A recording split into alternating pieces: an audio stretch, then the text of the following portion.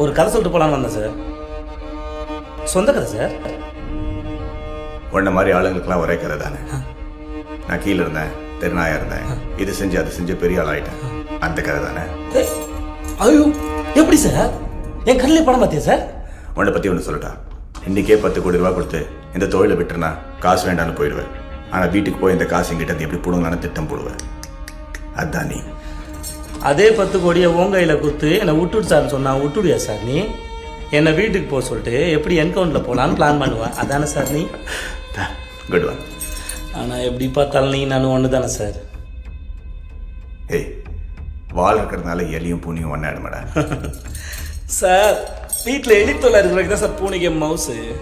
ஆனால் அந்த எலி பூனைக்கு பயந்து பொரியல் வந்து மாட்டிக்கிச்சு. எந்த எலியாவது பொரியல் வந்து தன்னால் மாட்டுமா சார்? அது சரி, சாதாரண எலி அது 16 கொலை பண்ண பெருச்சாலியாச்சு. நீ மட்டும் என்ன சாதாரண பூனையா சார்? 15 என்கவுண்டர் பண்ண போலீஸ் பூனையாச்சு. 18.